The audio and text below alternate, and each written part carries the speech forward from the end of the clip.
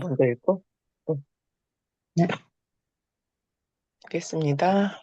마찬가지로 멕시코에서 가축화된 칠면조와 미국 동부에서 작물화된 해바라기는 안데스 일대에서도 잘 자랄 수 있었겠지만 이들의 남하는 그 중간에 있는 열대성 기후 때문에 중단되었다.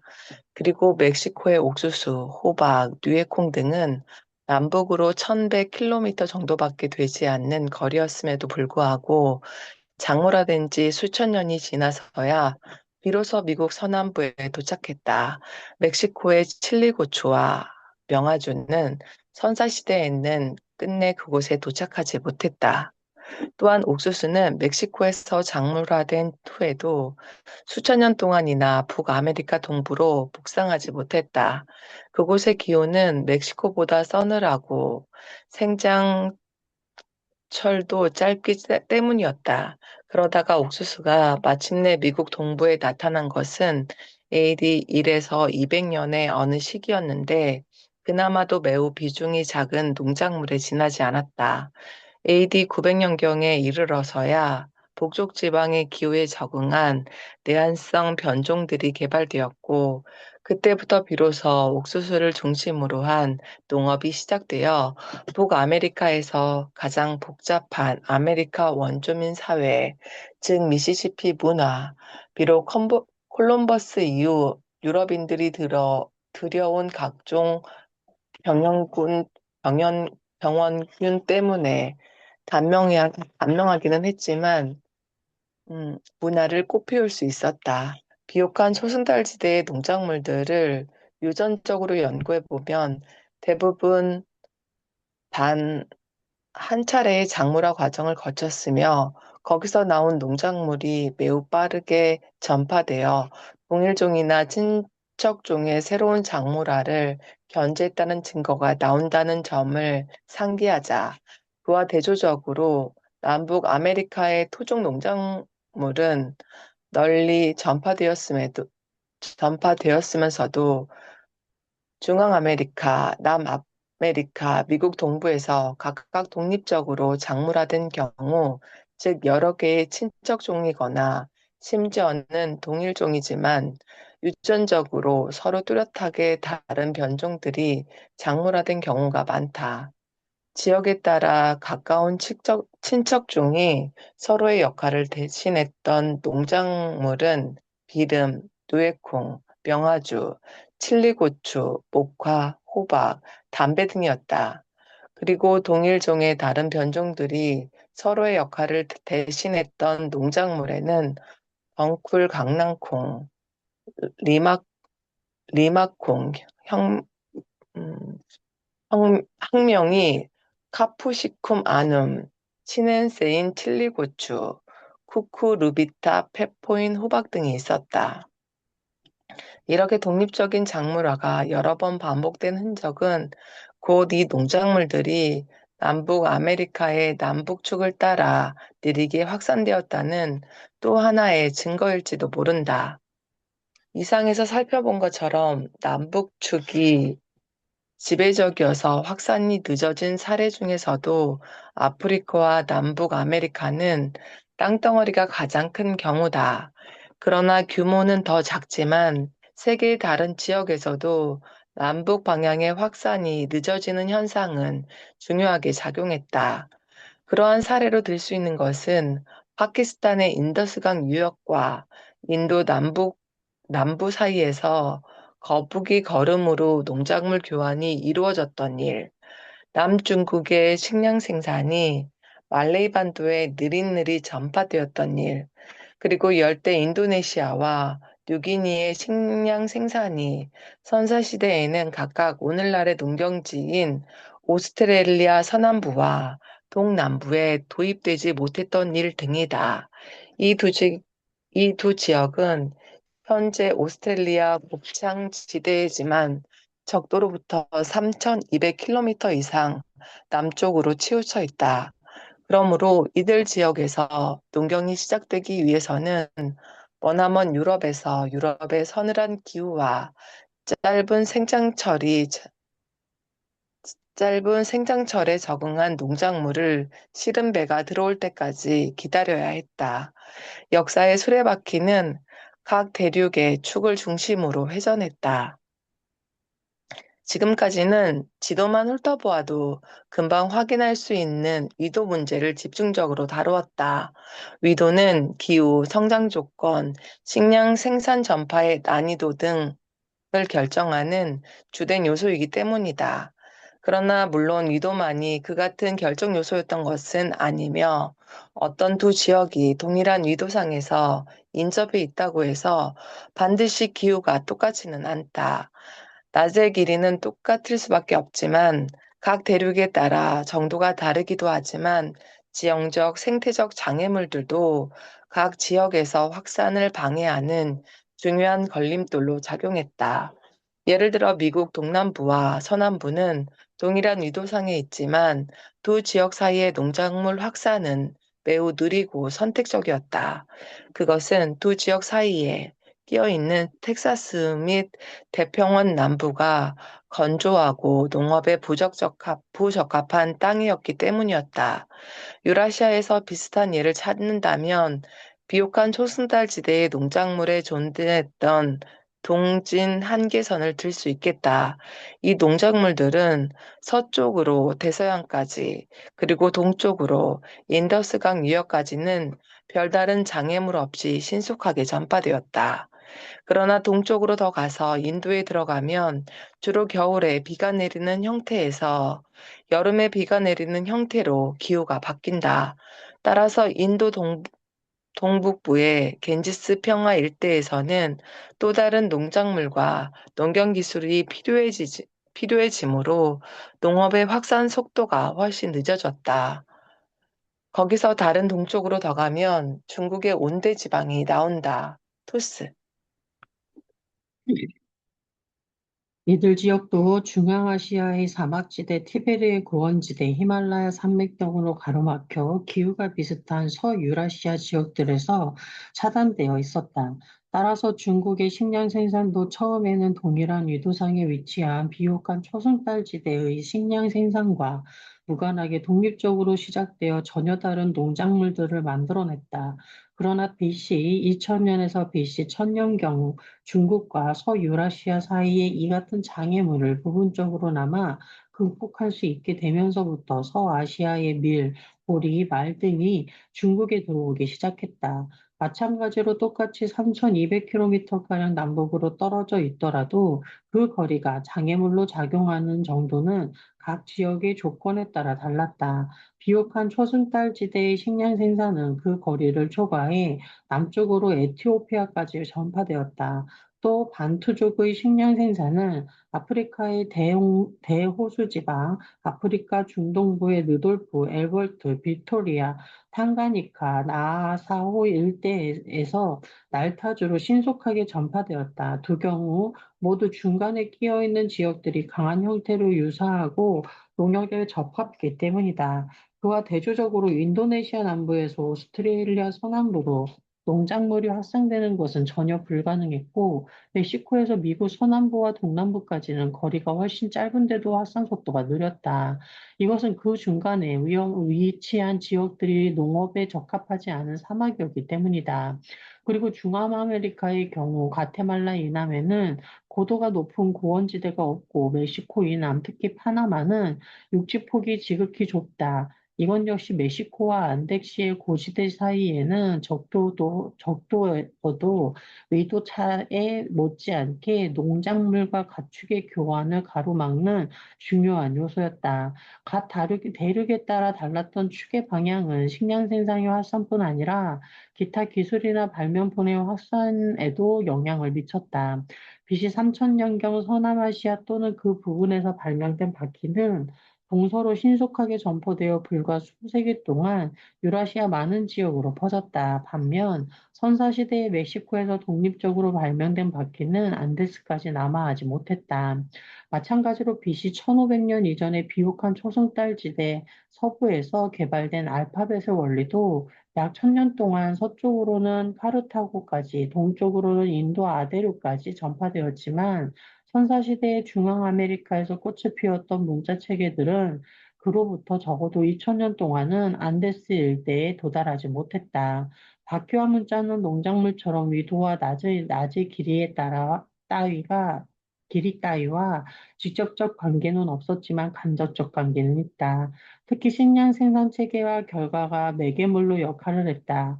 최초의 바퀴는 농작물을 운반하는 소달구지에 사용되었다.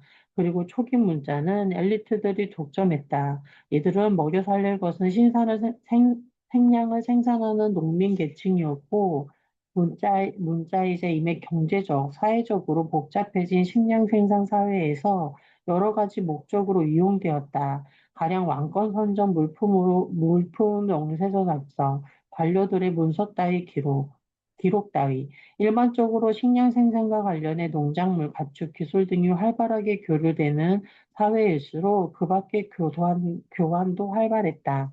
미국의 애국적인 노래 아름다운 아메리카에는 드넓은 하늘, 황금빛 곡식의 물결, 저 반쪽이는 바다에서 바다까지 등의 구절이 나온다.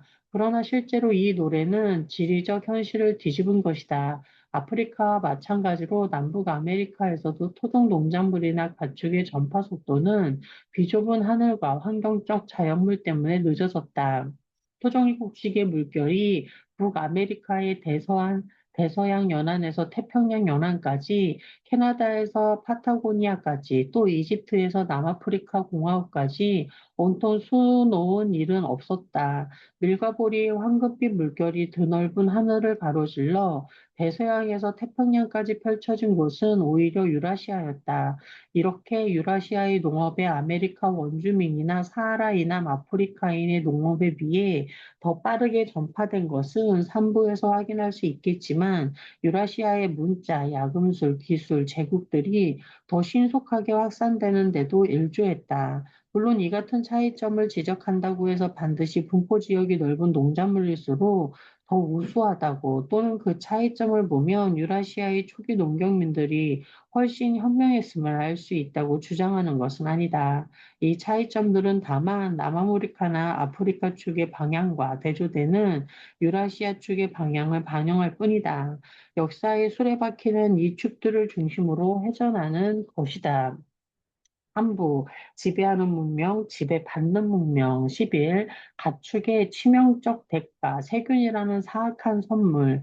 인류 역사 변화의 결정적 요인인 질병의 진화. 지금까지는 식량 생산이 몇몇 중심지에서 시작되어 균등한 속도로 다른 지역으로 전파된 과정을 더듬어 보았다. 이 같은 지역적 차이들은 각 민족들이 가진 힘과 부의 차등이 생긴 이유를 물었던 얄리의 질문에 중요하고도 궁극적인 몇 가지 답을 제시해 준다. 그러나 식량 생산 자체는 직접적 원인이 아니다. 1대1로 싸운다면 비무장 농경민 한 명이 비무장 수렵 최저빈 한 명보다 유리한 것이 하나도 없기 때문이다.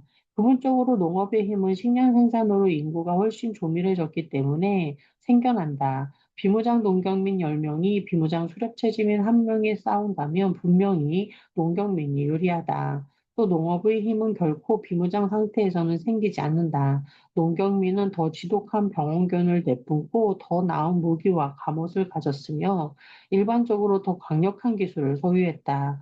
또 그들의 중앙집권적 정치체제에는 문자를 알고 정복, 정쟁이 더 유능한 엘리트 계급이 있었다. 그러므로 이제부터 내장에 걸쳐 식량 생산이라는 궁극적 원인이 어떻게 병영균, 문자, 기술, 중앙집권, 정치체제 등의 직접적 원인을 낳았는지를 살펴보겠다. 토스, 연아 언니 읽으실 수? 응. 음, 화면을 안 켜놨네. 나는 한 의사 친구에게서 들었던 병원 이야기를 통해 가축과 농작물과 병원균의 관계에 대해 도저히 있을 수 없는 사례를 적은 적이 있었다. 그 친구가 아직 경험이 부족한 젊은 의사였던 시절, 한 병실에 들어가서 알 수 없는 질병에 시달려 지쳐, 지쳐버린 어떤 부부를 만났다고 한다. 더구나 그 부부는 서로에게, 그리고 내 친구에게 말을 하는데 또 어려움이 있었다. 체구가 작고 수줍음을 타는 남편은 전체불명의 세균에 감염되어 폐렴을 앓고 있었다. 그는 영어를 잘하지 못했으므로 그의 아름다운 아내가 통역을 맡았다. 그녀는 남편의 병세를 몹시 염려했으며 익숙치 않은 병원 환경 때문에 두려워하고 있었다. 내 친구도 힘겨운 병원 일을 하느라고, 그리고 어떤 위험 요인 때문에 이렇게 낯선 질병에 걸렸는지를 궁리하느라고 잔뜩 지친 상태였다. 이 스트레스 때문에 내 친구는 환자의 비밀을 보장해줘야 한다고 배웠던 의사의 규정을 까맣게 잊어버리고 말았다. 그래서 그 여자에게 혹시 이 같은 감염을 일으켰음직한 성적 체험을 한 적이 없었는지 남편에게 물어보라고 요청하는 엄청난 실수를 저질렀던 것이다. 그러자 남편은 의사가 지켜보는 앞에서 얼굴을 붉히고 몸을 움츠려 체구가 더 작아 보였다. 또한 그는 침대 시트 속으로 숨으려고 애썼고 들릴락 말락한 목소리로 몇 마디를 더듬거렸다. 그 순간 그의 아내는 갑자기 노발대발하여 벌떡 일어나서 남편을 노려보았다. 그리고 내 친구가 미처 말리기도 전에 무거운 금속병을 움켜쥐더니 남편의 머리를 있는 힘껏 내리치고 병실을 뛰쳐나갔다. 그로부터 내 친구가 남편의 의식을 되돌리기까지는 꽤 오랜 시간이 걸렸고, 그 남자의 엉터리 영어를 통해 도대체 무슨 말 때문에 그의 아내가 그토록 화가 났는지를 알아내기까지는 더 오랜 시간이 필요했다. 의문의 해답은 서서히 밝혀졌다. 그 남자는 최근에 가족 소유의 목장에 갔을 때 양과 여러 차례 선교를 가졌던 일을 아내에게 고백했던 것이다. 아마 거기서 이 수수께끼의 세균에 감염된 것 같았다. 이 사건은 일견 괴상망측하고 특이한 사건일 뿐 그 이상의 의미는 없을 것처럼 보이지만 사실은 매우 중요한 주제, 즉 동물에게서 비롯된 인간의 질병이라는 크나큰 주제를 제시하고 있다. 물론 그 환자처럼 양을 육체적으로 사랑하는 사람들은 극소수에 불과하다. 그러나 대부분의 사람들은 개나 고양이 같은 애완동물을 정신적으로 사랑한다. 그리고 한 사회 전체를 보더라도 양을 비롯한 가축을 그렇게 많이 키우는 것으로 미루어 판단한다면 우리는 분명히 이런 동물들을 몹시 좋아하고 있는 것 같다. 최근의 조사 결과를 보면 오스트레일리아에 사는 1108만 5,400명의 사람들은 양을 너무 좋아해서 자그마치 1억 6,160만 마리나 기르고 있었다. 성인들도 그렇지만 특히 어린이들은 애완동물들에게 많이 감염된다. 대개는 그저 귀찮은 정도에 지나지 않지만 몇 가지 질병은 훨씬 심각하게 진화했다. 인류의 근대사에서 주요 사망 원인이었던 천연두, 인플루엔자, 결핵, 말라리아, 패스트, 홍역, 콜레라 같은 여러 질병들이 동물의 질병에서 진화된 전염병들이다. 역설적이지만 유행병을 일으키는 이 세균들은 대부분 오늘날 거의 인간들에게만 감염되고 있다. 질병은 인간을 죽게 하는 가장 큰 요인이므로 역사를 변화시키는 결정적인 요인이기도 했다. 제2차 세계대전에 이르기까지 전시에 사망한 사람들 중에는 전투 중 부상으로 죽은 사람보다 전쟁으로 발생한 세균에 희생된 사람이 더 많다. 위대한 장군들을 칭송하는 전쟁 역사는 인간의 자존심을 무너뜨리는 한 가지 진실을 외면하고 있다. 즉, 과거의 전쟁에서는 반드시 가장 훌륭한 장군이나 무기를 가졌던 군대가 승리하지 않는다면 가장 지독한 병균을 적에게 퍼뜨리는 군대가 승리할 때가 많았다는 사실을 말해 토스하겠습니다. 세균도 자연 선택의 산물. 역사에서 병원균이 맡았던 역할을 보여주는 가장 무시무시한 사례는 바로 1492년 콜럼버스의 항해와 함께 시작되었던 유럽인들의 남북 아메리카 정복이었다. 스페인의 잔혹한 정복자들에게 희생된 아메리카 원주민들도 많았지만 그보다는 스페인의 잔혹한 세균에 희생된 원주민들이 훨씬 더 많았다. 남북 아메리카와 유럽 사이의 세균 교환은 왜 이렇게 불평등했을까? 스페인인의 세균이 그랬던 것처럼 아메리카 원주민들의 질병도 스페인 침략자들을 마구 죽이고 유럽으로 전파되어 유럽 인구의 95%를 쓰러뜨릴 수는 없었을까? 이러한 의문은 유라시아의 병원균에 몰살당한 많은 원주민 민족들의 경우, 그리고 아프리카와 아시아의 열대 지방에서 몰살당한 유럽인 정복자들의 경우에도 똑같이 적용된다. 이렇게 인류 역사에서 가장 광범위하게 이루어졌던 일들 뒤에, 그리고 오늘날 인류의 건강에서 가장 중요한 몇 가지 쟁점 뒤에는 동물에게서 얻은 인간 질병의 문제가 도사리고 있다. 가령 폭발적으로 번지고 있는 인간 질병 에이즈는 아프리카의 야생 원숭이가 지니고 있던 바이러스가 진화한 것으로 보인다. 이 장에서는 우선 질병이란 무엇인지, 그리고 대부분의 다른 생명체들은 우리를 병들게 하지 않는데 어째서 일부 세균들은 우리를 병들게 하도록 진화되었는지부터 고찰할 것이다. 그리고 오늘날 유행하고 있는 에이즈나 중세에 자주 유행했던 흑사병, 썬페스트처럼 우리에게 전혀 낯설지 않은 전염병들이 왜 유행병으로 번지는 경우가 많은지도 살펴볼 것이다. 그 다음으로 현재 인간에게만 국한되어 있는 세균들의 조상이 원래의 숙주였던 동물로부터 우리에게 옮겨온 과정을 고찰할 것이다. 마지막으로 인류의 전염병들이 동물에게서 얻은 것이라는 사실을 확인함으로써 우리는 중요한 문제, 즉 유럽인과 아메리카 원주민 사이에서 거의 일방적인 병원균 교환이 이루어진 이유를 이해할 수 있을 것이다. 우리는 주로 우리 자신의 관점에서 질병을 바라본다. 우리가 이 세균들을 죽이고 우리 자신을 구하려면 어떻게 해야 할까? 이 못된 놈들을 깡그리 없애버리자. 녀석들의 동기가 무엇이든 우리에게 무슨 상관이라. 삶을 살다 보면 흔히 그렇듯이 적을 물리치기 위해서는 그 적을 잘 알아야 한다. 특히 의학에서는 더욱 그렇다. 그러므로 인간으로서의 편견은 잠시 접어두고 이제부터 세균의 관점에서 질병을 바라보기로 하자. 어쨌든 세균도 우리와 마찬가지로 자연 선택의 산물이다. 그렇다면 성기를 헐게 하거나 설사를 일으키는 등 온갖 기상천외한 방법으로 우리를 병들게 함으로써 이 세균들이 진화의 측면에서 얻게 되는 이익은 무엇일까? 그리고 세균들은 무엇 때문에 우리를 죽일 수 있도록 진화해야 했을까? 이것은 특히 알쏭달쏭하고 도무지 이해할 수 없는 일이다. 왜냐하면 세균이 숙주를 죽게 만들면 자기도 곧 죽을 수밖에 없기 때문이다.